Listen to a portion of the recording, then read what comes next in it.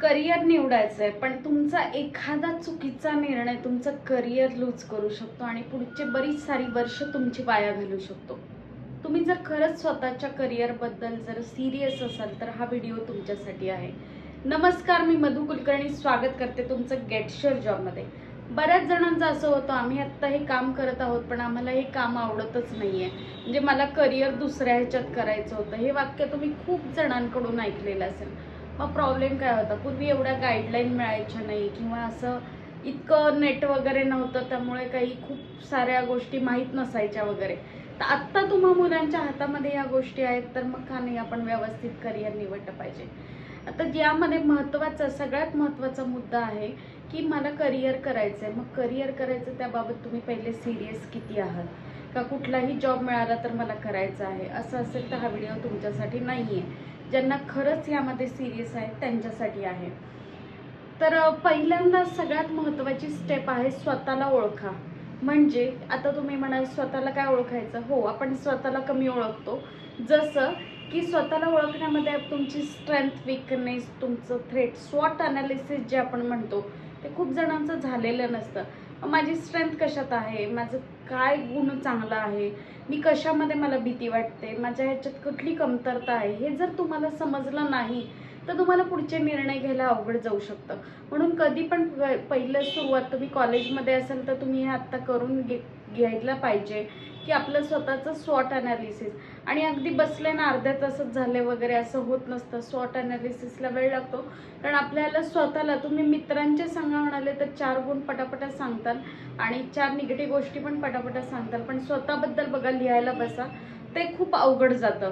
तर यामध्ये पहिला मुद्दा आहे तुम्ही स्वतःला ओळखायचं की निदान माझं स्वतःची काय आवड आहे, मला नक्की काय पाहिजे, हा माझा पहिला प्रश्न आहे. तर त्याचं उत्तर शोधलं पाहिजे. मला नक्की काय पाहिजे, मला रिक्वायरमेंट काय आहे, या प्रश्नाचं जर उत्तर सापडलं तर पुढच्या गोष्टी सोप्या होऊन जातात. नंतर दुसरा महत्त्वाचा मुद्दा आहे ट्रेंडच्या मागे धावू नका. जसं हल्ली बऱ्याच जणांना IT ही इतकी बबल दुनिया झालेली आहे, इतका त्याचा तो फुगा झालेला आहे. प्रत्येक जण येतो ते म्हणतो मला IT मध्ये जॉब करायचा. IT मध्ये सगळ्यांनाच जमणार आहे का हो? मग तुम्हाला मला जमणार आहे का? म्हणजे हा पण विचार करण्याचा मुद्दा आहे. Logically how much you are clear. जर उद्या प्रोग्रामिंगला, आता प्रोग्रामिंग जास्त नाही आहे पण ज्याच्यासाठी लॉजिक, जे काही गोष्टी आहेत त्याच्यासाठी लॉजिक खूप महत्त्वाचं आहे, तर ते जमतं आहे का? का माझे मित्र चालले आहेत आणि आमचा घोळका चालला आहे, सध्या तिथे खूप सॅलरी आणि ऐशोआराम आणि हे ते जे मुलांच्या डोक्यामध्ये जे भरलेलं आहे. आपण म्हणतो ना की जसं मॉल बाहेरून खूप चकाचक दिसतं, स्क्रीन त्याचं म्हणजे काचा, लाइटिंग वगैरे दिसतात, आतल्या गोष्टी आतल्या लोकांना माहीत असतात. त्यामुळे तुमचं नॉलेज, तुम्ही त्यामध्ये किती सुटेबल आहात याचा तुम्ही विचार करा आणि कुठल्याही ट्रेंडच्या मागे धावू नका. तिसरा महत्त्वाचा मुद्दा आहे की तुम्ही योग्य रिसर्च करा की म्हणजे मला कुठली इंडस्ट्रीमध्ये काम करायचं आहे, कुठे ग्रोथ आहे, माझ्या स्वॉट अनालिसिसमधून मी कुठे इथं फिट होतो आहे, मला संधी कुठं जास्त मिळू शकते, माझं स्किल कुठं फिट होतं आहे, मला कुठल्या स्किल्सची गरज आहे, ह्या गोष्टींवरती अभ्यास करणं खूप गरजेचं आहे. तर तुम्हाला तो पुढचा ज्या तुमच्या करिअरच्या ज्या पाथ आहे त्या पाथवरती चालताना अडथळे निर्माण होणार नाहीत.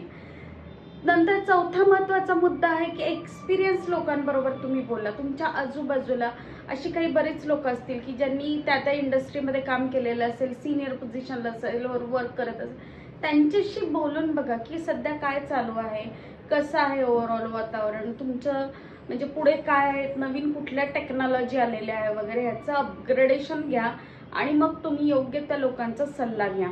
महत्त्वाचा आणि शेवटचा मुद्दा आहे, पाचवा मुद्दा, प्रयोग करा. आता तुम्ही म्हणाले यात प्रयोग काय करायचे काय, तर तुम्ही मुलं जसं कॉलेजमध्ये तुम्हाला इंटर्नशिप कंपल्सरी झालेलं आहे, इंटर्नशिप करताना कळतं की अरे मला खरंच हे काम आवडतंय का नाही. त्याबरोबर तुम्ही ऑनलाईन काही कोर्सेस करता, ते कोर्स समजतायत का आपल्याला, किंवा मला त्यामध्ये इंटरेस्ट आहे का, ही पण महत्त्वाची गोष्ट आहे. एखाद्या वेळेला काही लोक पार्ट टाइम जॉब करतात, त्यावेळेला समजतं की मला हा नाही आहे सुटेबल, मला हे करायचं आहे. या प्रयोगातून तुम्हाला तुमच्या करिअरचे रस्ते सापडायला सुरुवात होईल. मग तुम्ही म्हणाल हे करिअरचं इतका अभ्यास करायची का गरज आहे, तर त्याचं असं होतं की तुमचं कन्फ्युजन कमी होतं त्याने, की मला नक्की काय पाहिजे हे सापडलं तर आपला रस्ता सुकर होतो ना. जायची गाडी तुम्हाला समजते की मला कुठल्या गाडीत बसायचं आहे ते. योग्य डिसिजन होतात त्याच्यामुळे, की तुमचं कन्फ्युजन नसल्यामुळे तुम्ही योग्य डिसिजन घेऊ शकता. आणि वेळ आणि मेहनत वाचते. हा महत्त्वाचा मुद्दा आहे की ॲट द एज ऑफ 35 अरे मला हे करायचंच नव्हतं, रिटर्न यायचा रस्ता नाही आहे, एजही कमी होत नाही, तुम्ही रिटर्नही येऊ शकत नाही, सगळ्या गोष्टी तुमच्या बदललेल्या असतात. तर मग अशा वेळेला परत तिथं येऊन रिग्रेट जी वाटते, अरे मला हे करायचं नव्हतं, मला यात करिअर करायचं होतं, पण असं असं झालं, तेव्हा हे झालं आणि मला नाही झालं.